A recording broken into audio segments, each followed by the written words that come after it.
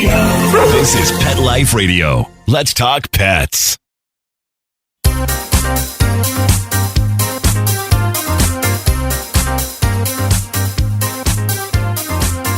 Welcome to the Whisker Report. We're a new podcast dedicated to helping anyone in the pet industry, whether you're in animal welfare or a for-profit pet company, to get some PR and buzz for your nonprofit or business. Hello, everyone. I'm Mary Tan, one of the hosts of the show, along with my buddy Alexandra Card, a French gal who hails now from Vancouver and travels the world in the hopes of spaying and neutering stray cats. Bonjour, Alex. Bonjour tout le monde!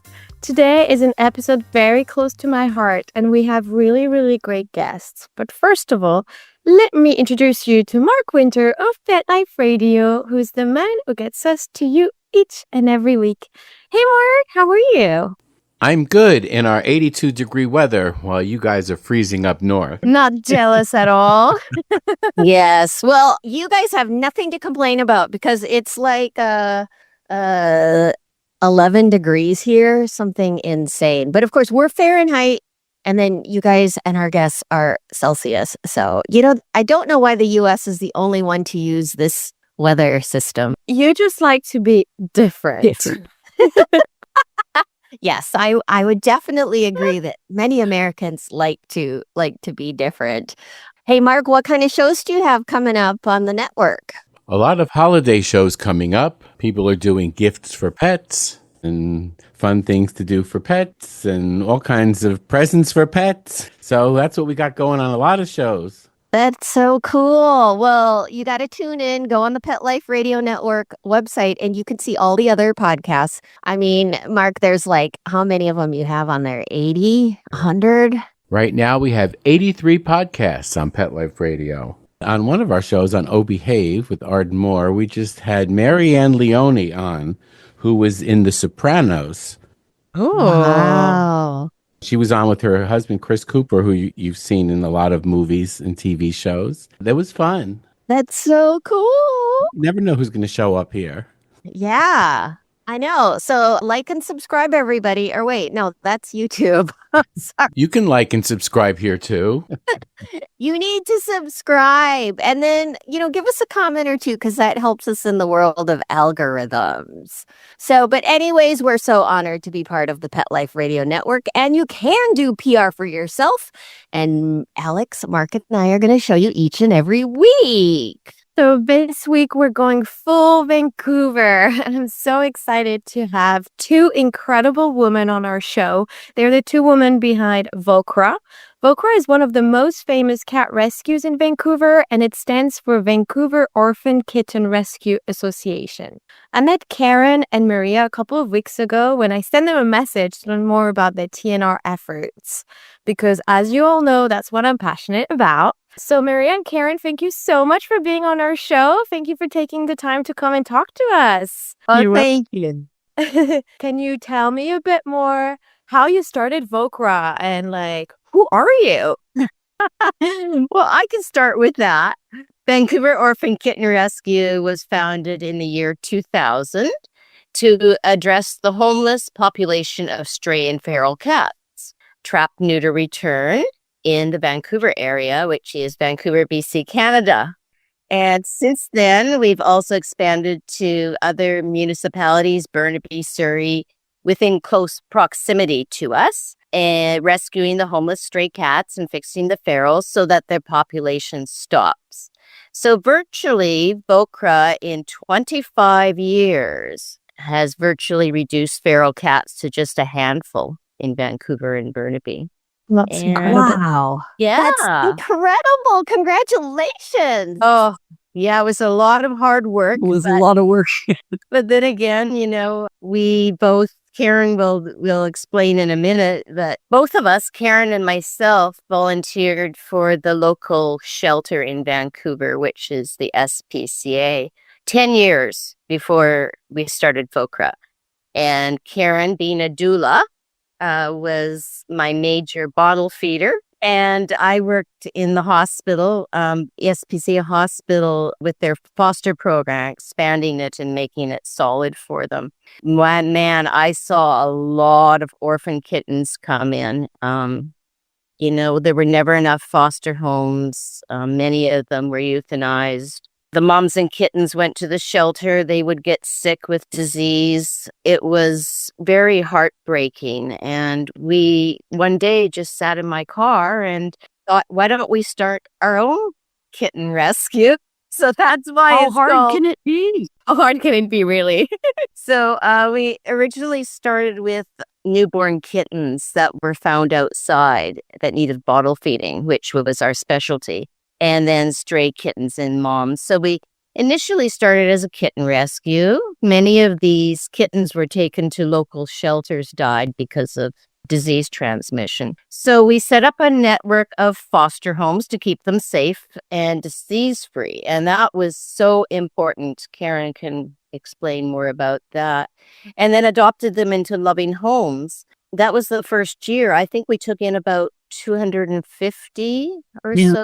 And the second year, when the local shelter called us to come and get them, we discovered the kittens were coming from the same addresses. Oh, many. The previous year, I thought, well, I'll go see what's going on. Why isn't the mother being brought in? I was very naive, like no idea what a feral cat was or trapping or anything. So I went to the address and I go in the yard and there's like 50 cats there sleeping on the back patio. It was just mind blowing how this happened.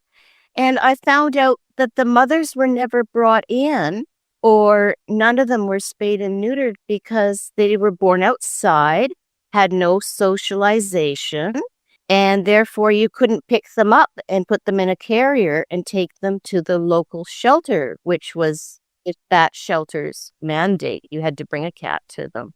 So I did some snooping on Alley Cat Allies, and I found out that these are feral cats, and I contacted some cat ladies in Vancouver that I knew went around feeding stray cats, and they showed me how to trap, how to buy a trap, how to take these cats into a vet who knows how to sedate a feral cat right in the trap. And what we would do is, she showed me how to, with this clinic was great, by the way. They would bring in like 6 different veterinarians on a Saturday, and I would bring them perhaps 20, 30 cats, and they would fix them all. And then what do you do with them after, right? You don't bring them to your house. So I found a heated garage and I set up big wire and plastic dog kennels to put, after they've been fixed, they go into a cat carrier. The cat carrier goes into the kennel, litter box right beside it, food right beside it for a few days. Because I could even do that in the winter. Can you tell us what is the situation in Canada for animal welfare versus the United States? Like the US has got to be the number one in funding animal welfare groups. How is that for you? And how did you get all of these cats and their surgeries paid for? Well, at first, if you start a cat rescue, you have to have some money, right? So we had all our friends and family as foster parents. We had a few of the bottle feeders come over from the SPCA to us because we didn't want babies and mums and kittens going into the SPCA anymore, and they didn't want them. Basically, they couldn't look after them. Yeah, so it was great for them to refer people to us. But the thing is that money, right? Money. But a lot of these little old cat ladies, they did bottle drives and book sales and garage sales, and they raised money for their own spaying and neutering of these stray cats themselves. So they showed me how to do it too. And they had sort of an organization where I could apply for some of that money. So most of the time in those first few years, they paid for it. All our friends and family chipped in, and we did basic grassroots fundraising, but it's changed since then a lot. Yeah. Tell us how you promote your rescue for the other rescues, especially that are listening to this. It's overwhelming, right? When you're an animal rescuer. How did you promote the organization so you could keep the funding coming in?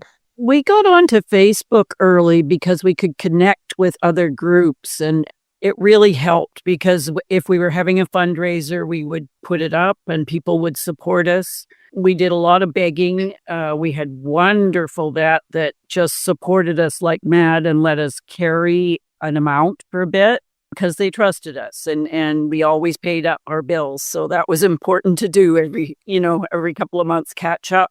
And we did adoptions, but you lose in rescue, you lose on every animal you bring in because you're putting so much into them. I was getting called to the SPCA to pick up 2-3 times a day sometimes in the summer. Like these colonies most of them were 25 and above cats. And so we were just clearing them out and keeping going and getting a feeder if they were staying there, making sure they were okay once we released them. Nowadays you get cats that are sort of semi-tame a lot of the time, but these cats were mad. They were mad, and they'd had a lot of kittens, and they were tired and worn out and, covered with fleas and everything else. So we would just beg and get the word out on Facebook and on different chat groups and did, bake sales, compost sales. We had everything you can think of while at the same time doing all this rescue work. And with the kittens, it's every 2 hours, of course, and through the night. So we had way too many kittens in our homes at the time. We've made strict rules about that now, but we were lucky, for a long time we were lucky and that disease didn't take off on us. But it's so easy to happen. And when it happens, that's expensive. So we just gradually found, I'm sorry about my bird, he's talking. We started looking for grants. We learned how to search for grants. We got a few more people, but for years, Maria, we had 10 people at the most working together with us. Like there was not the big organization we have now.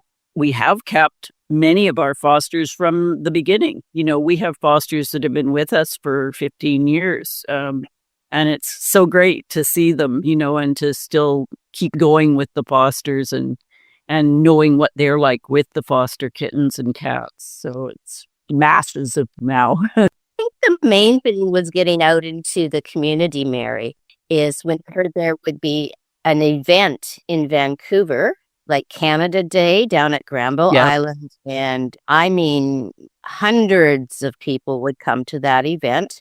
We set up a table, and the kids market let us set up a table, and we had some newborn kittens there, which was a good attraction. Big draw. And hundreds of people were walking by, a lot of tourists, a lot of people from the United States who actually were volunteering for cat rescues.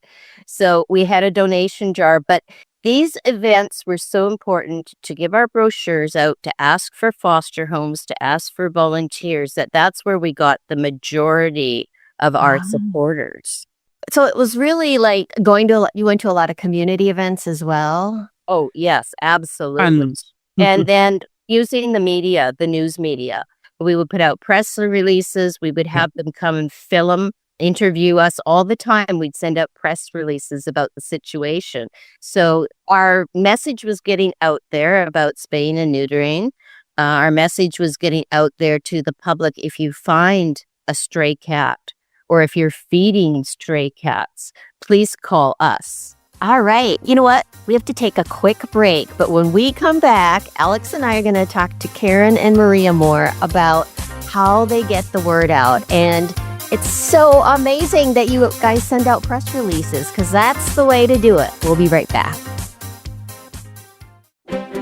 You know the expression, cats have 9 lives. Well, what if you can give them one more? The Give Them 10 movement is on a mission to help give cats an extra life. How? With spay and neuter. Spaying or neutering your cat helps them live a longer, healthier life. And it helps control free-roaming cat populations too. Learn more about the benefits of spay and neuter and meet Scooter, the neutered cat, at GiveThem10.org. That's GiveThem10.org. Let's talk pets. Let's talk pets On Pet Life Radio. Pet Life Radio. PetLifeRadio.com.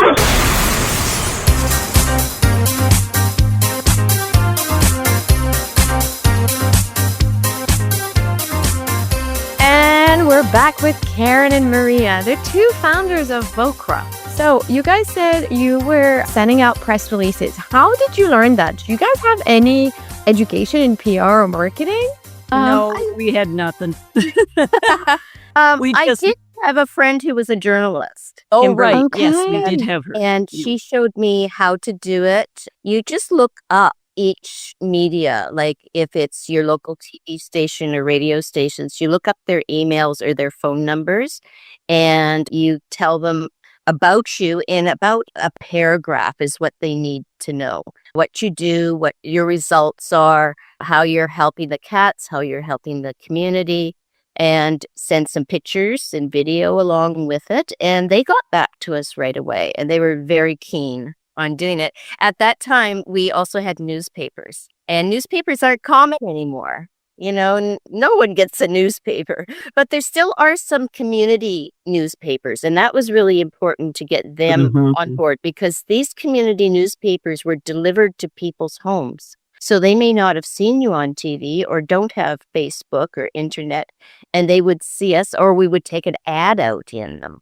about supporting us. Donate and a little donate sticker. Yeah. We're going to mail it. And You know, you hit the nail on the head. Community papers are still the lifeblood of journalism. And actually, here in the United States, our community papers are really, really well read. Now, you guys are lucky that your papers are actually delivered to people. In the United States, most community papers are now at the local grocery store or city hall or some sort of a public place. But when you're trying to reach a specific community, you guys nailed it. Like, community papers are it. I have another question. So what do you think is more effective? Like being on TV or being on in print or web? Or is it a combination? What do you think is most successful for a cat rescue your size? I can answer that one. Whenever we were on TV, we would have a rush of support and usually we were on for an event coming up. So we would get a lot of people coming to the event, but we would get a rush of that. And then we'd get a rush of, can you help us? We've got 20, 30 cats in our backyard. So we'd have more work right away too. So it was back and forth, it was a double-edged sword there, but it got people understanding that we would help and we would come out. It might take a little bit, but there was a way to get things sorted because people didn't know what the heck to do. They'd call different agencies and nobody would come out and trap. Nobody was doing that. They'd just give food or support that way. So the colonies just kept getting bigger and bigger and bigger. And it astounds me how many there were. We found that most of the colonies were on a map. We had a map of Vancouver, and they were right in a specific path through Vancouver in an area where people moved a lot, where there was a lower income, people weren't getting their animals fixed. So you could really pinpoint the area that you would find these massive groups. One of our last colonies is just, I think it was last year, wasn't it, Maria? The car one, and they were the fattest ferals you've ever seen. They were in the back of a car repair place, and those guys looked after them all these years. They weren't tame. They wouldn't come to anybody, and they just gradually get less and less, but they were well looked after, and it's really nice to see when people keep on being involved in helping the cats in their community. the community, well, the people that we trapped at their residences became the caretakers to those cats. We provided them with dry food if they needed. And the thing we did was we gave lifetime care to those feral cats. So if they were ever sick or needed medical attention, we would cover those cats. So, they would call me, 10, 15 years later and, oh, he looks like he's going to die soon. Maybe you should come get him and we'll take him to get him euthanized and that sort of thing. I wanted to say something to you that you may not realize, but in Canada, this last year or more, we've been cut off from news media through the Facebook forum and Twitter. Facebook is, you cannot post any links to your local TV station or news station, And this was done by Elon Musk when he took over, unfortunately. So the thing is that when people go on Facebook, you can actually Google your local TV station and find out when you watch their newscast that way, but you can't put a link on for a newscast on Facebook. Yeah. That's got to be a Canadian thing. Yes, it's only Canada that he did this to. We don't get Why? Well, because Google it. We're going to have to definitely research that for you because we link to constantly, to get our way around that is, if you have friends in the United States that you can also make an administrator, that might be a way to get around. And then Or maybe use a VPN. Yeah. yes, exactly. Using a VPN would be perfect. We're going to have to research that one because for our Canadian friends, that's important to know because I can tell you, like here in Minnesota, we had a situation where our local humane society could no longer afford to provide free spay and neuter for all of the stray and feral cats. Minnesota has very extensive TNR programs, but they are lacking funding. So we held a big press conference here with multiple cat rescue organizations, and we ended up raising about $16,000 in one night because we got all the media there. And then to further it, we put the link to that coverage on the rescue group's Facebook page and everything. And that garnered even more money. It trickled in down the line. But that is very crucial. And I'm really sad to hear that. That is crazy. I did want to ask you about, do you have any events or gala events or fundraising events besides like the little fundraisers that people do individually? Well, our community and our supporters are VOKRA people. We call it the VOKRA vortex because everybody joins down the vortex. I love that. But Karen will explain our major fundraiser of the year is a walkathon where we ask the community to come and every single one of our 600 volunteers come. And it's a great event every September. And Karen will tell you all about that. Yeah, tell us, Karen. It's the big one, and we build up to it. We have it down by the beach, and it's a lovely day usually. Sometimes it rains. We keep going, but we do online gathering of pledges, and the people that are walking gather pledges for us. This year, we really ramped it up because we are, funds are just, I don't know if it's the same there, but everything doubled after COVID. Yes. And the amount we're paying now for spays and neuters is outrageous, even with our society rate. Not to mention all the cats that come in that are injured or sick that need the help. So we just started talking honestly about how bad it is and what the differences are since COVID. A lot more people have cats they can't afford. A lot more people are not getting them fixed because there's just no money to cover it. Housing is dreadful here. So trying to push for pets-friendly rentals is really important to us.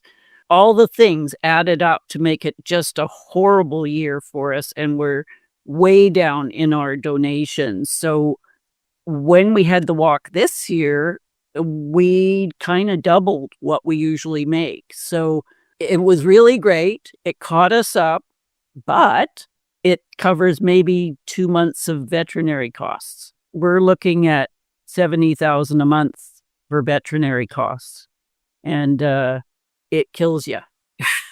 So vets try and help us, and lots of them give us way better deals, but we have so many very ill, very sick cats come in, old cats. We need medications, all that. And it's just gone up in price so much. So the walkathon was great. We got a lot of people out.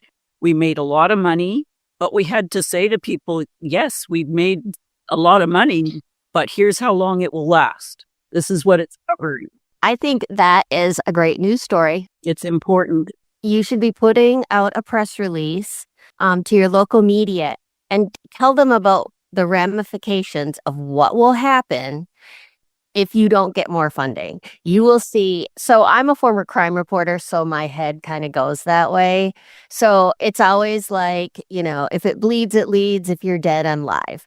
So what you want to do is you should use fear and loathing and compassion as a way to get people to donate. So I would put out a press release that says, explaining that your funding is way down. You've doubled your fundraising, but we still don't have enough to, and then write, people really want to understand. So write down how much does it cost for each spay neuter and how many cats you have.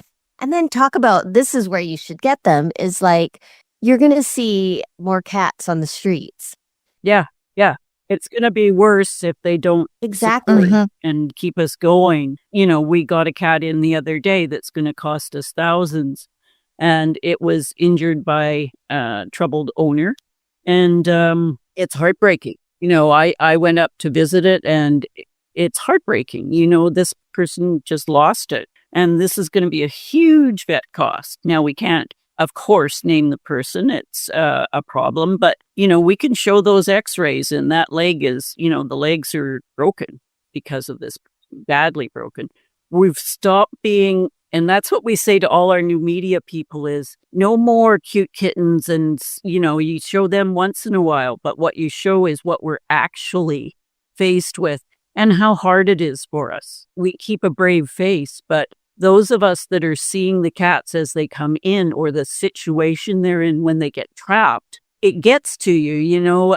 A woman asked me yesterday that was delivering cat food here, how do you do it? And I said, well, for the first few years, I fell apart all the time. But you have to, if you're going to stay in rescue, you have to get tough. You have to be able to go, okay, this is horrible, but we want to change it and we're going to keep going. Because if you don't keep going with all our 24 years of experience, who is going to get that? It took a while to grow some tough, I don't know what you would call them, scales. And, we did. And we have to be able to carry on no matter what we're looking at. So it's time to tell the public what we're looking at. And we have been doing that for our walkathon. Did. We chose a mascot of Rennie who was FIV, had a lot of teeth out. He had a broken jaw. It was really bad photo. We told the brutal story and how much it cost. Yeah. And people were willing to send that money because we told them it's not just Rennie. It's, hundreds like him. Hundreds like him. And it is. Do you get any government funding? Oh, let me tell you about that. No. Yeah. There is a gaming grant in British Columbia, which any charity can apply for. And we do usually get the gaming grant every year, but it doesn't, if it's $40,000, that's just a little bit of our spay and neutering. Like I said, our veterinary bills for the year are $700,000. Wow. So much money. So back to that question, though, Mary, is there in Vancouver, we've never gotten any support from the mayor and council, from the city for what we're doing. They have a small little grant. I think it's $5,000 for those organizations that virtually do animal control in Vancouver. But we didn't get the grant last year. We're the pound for the cats. Nobody else does it. Yeah. And also we have a city pound, but it's only for dogs because we don't have cat bylaws here in Vancouver. So, Oh my gosh. yeah, we've been doing all the bylaw management of cats. But if somebody dies or overdoses or has a police incident, Fire. taken to jail or a fire, the police bring the cats to the city pound. The city pound can't keep them because they only are set up for dogs and there's no cat bylaws. So we take them. The SPCA won't take them. We take them.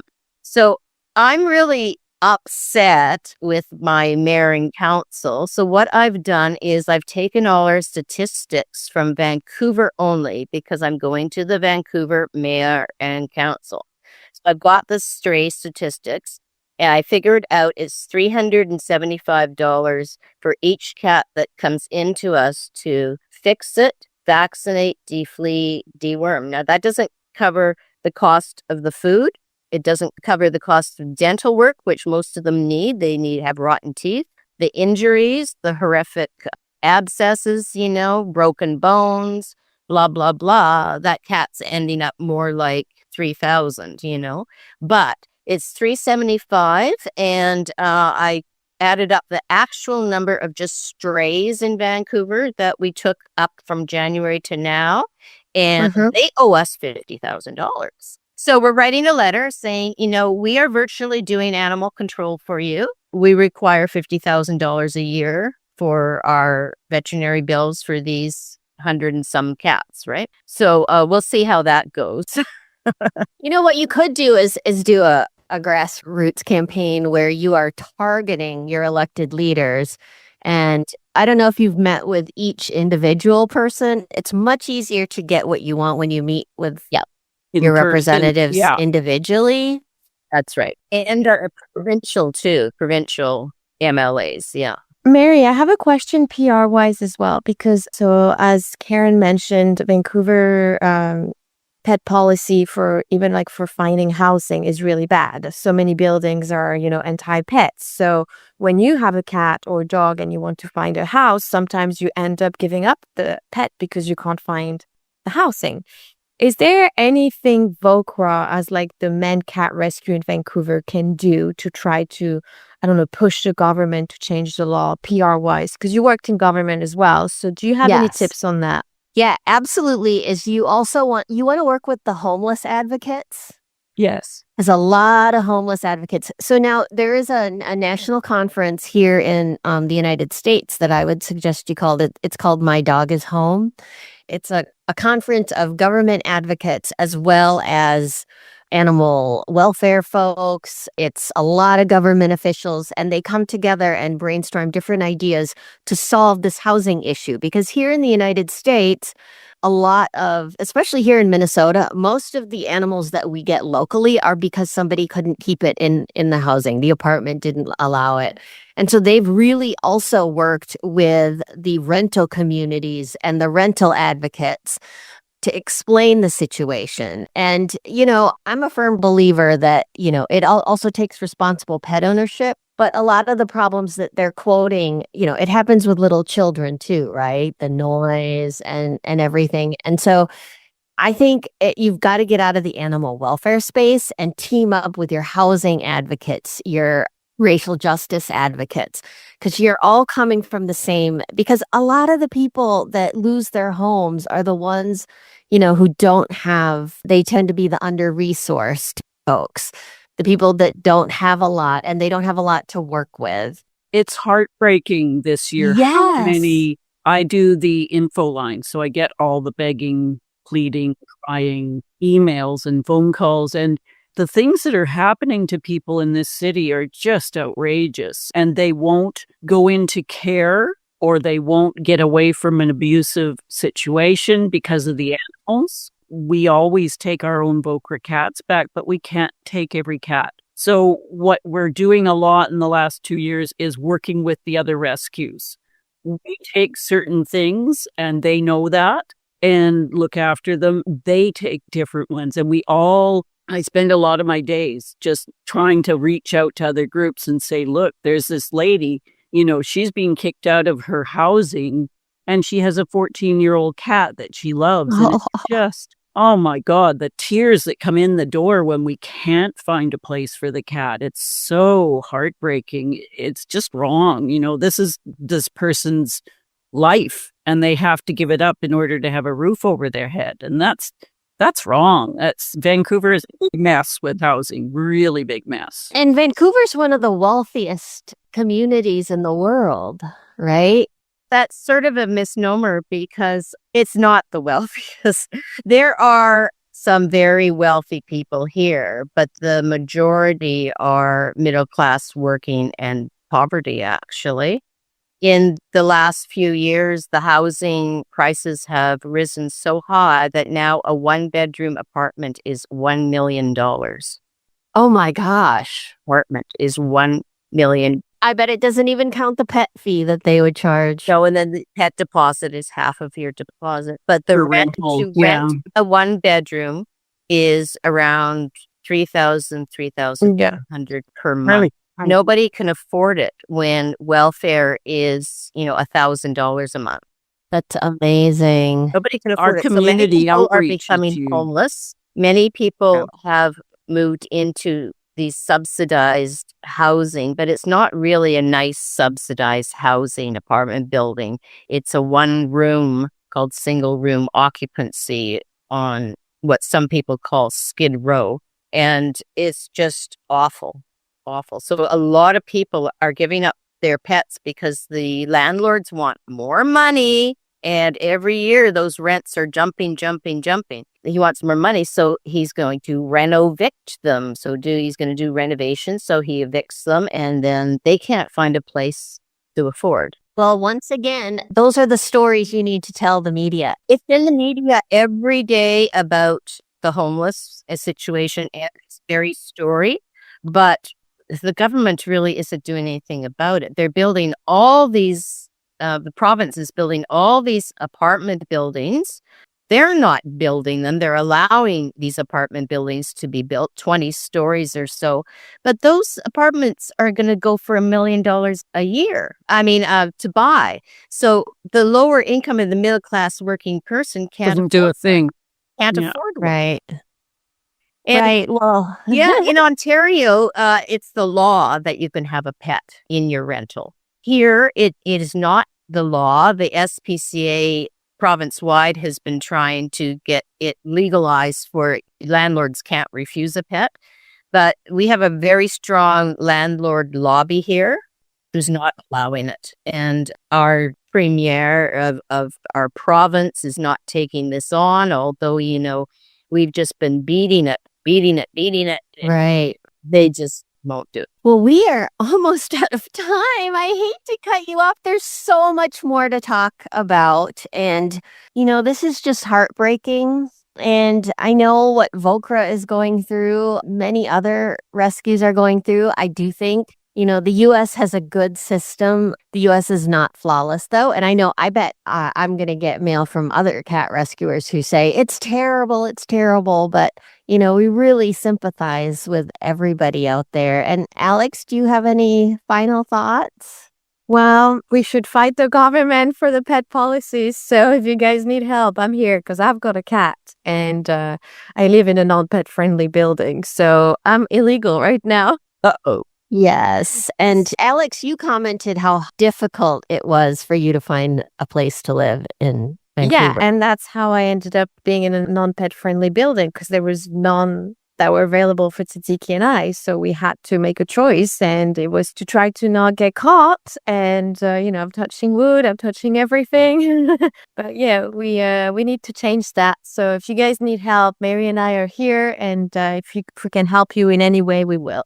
Absolutely. Thank you. Any final thoughts? Where can they find you and send you donations and everything and all of that? Well, just remember the phrase Vancouver Orphan Kitten Rescue. And if you Google that, you'll come to our website, Facebook, Instagram.